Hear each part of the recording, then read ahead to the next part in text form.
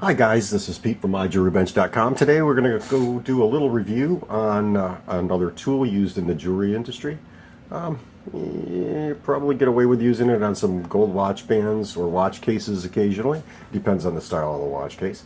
But this is mostly used in the jewelry industry. And what this is a milgraining tool. Milgraining is when you have little beads along a bezel of the rim of a gemstone, or the gold actually, or the silver actually holds the gemstone in place, and we put a little beading tool or a milgrain around the perimeter of it to give it some texture, added interest in the design. So what I want to talk to you today about is milgraining tools and do a little review of this particular milgrain tool that I just happen to love.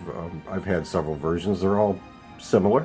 What you want to do is just invest in a good one. You don't want something so cheap that it only lasts a couple of months. I will put links to a couple of different milgraining tools in the description, so you can purchase those if you want through my Amazon affiliate account. But I just want to go over this and how they work. So let's just take a quick look at how a milgrain tool works. I mean, first you get a handle. Obviously the handle, you're going to insert your tool in there, and the end of the tool actually has, if I can get this to focus in, you'll see, I'm going to grab the biggest one here. Is this the big one here? I'm going to put that in there, tighten it down, and now if we take a look at this piece here, you can see I've got this little wheel that's on the end, and that has little indentations in it. So the milgraining part of that comes from rolling this wheel along an edge of a gold wire or silver wire, or the bezel of a particular stone. Now I've got a piece of scrap gold here, so I'm going to take my milgraining tool, I'm going to rub this along the gold, and I'm going to show you basically how it beads. And again, I'm just going to grab the biggest one I have so you can see how it works.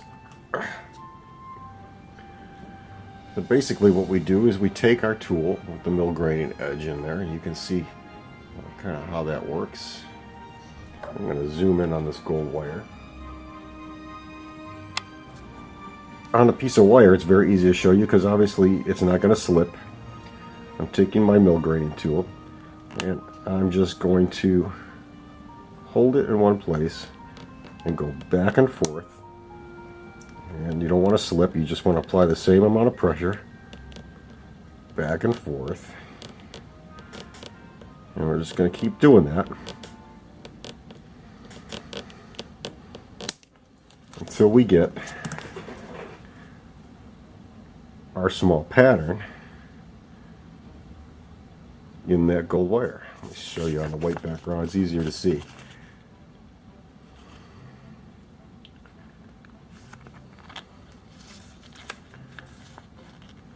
Where'd it go? There it is. So if we look closely, you can see that we get a small little pattern of milgraining or beading along the edge of the gold. Now that adds some decorative texture to your jewelry piece. That's kind of how you use a beading tool or a milgrain tool. It's not that complicated. It just takes a little practice getting used to it. These tips will eventually wear out, so I'd say I've had this tool for about 12 years. It's probably getting close to being time to replace it, and there are several different versions. I like to keep these wheels oiled a little bit so that they flow good, and like I said, you take a little, take a piece of wire, and you can apply some nice texture to it. The object is try not to put too much texture that you slip, and try not to put too much texture that you actually break the piece.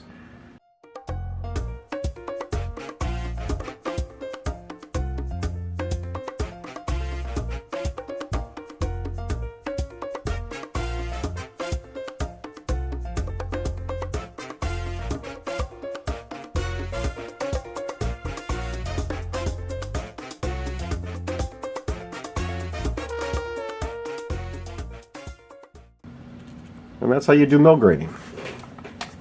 Very simple to do. I recommend, if you need to practice with a milgrain tool, that you practice by, getting some different size silver pieces. Get yourself a supply of silver wire and just practice with it. And you can make some pretty fantastic looking pieces. This particular milgrain tool comes with a stand, and I just typically just organize it so that on my bench it's readily available. I keep the milgraining tools lined up from smallest to largest. And again, you just unscrew this. This part should wedge in and out.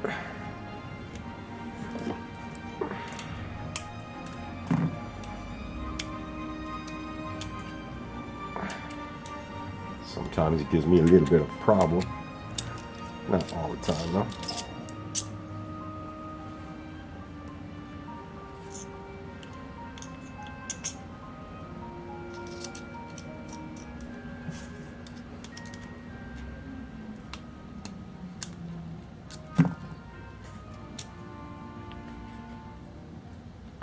And if you want to get yourself one of these tools, I'll put a couple different versions of this and also do a written review and some images on my website.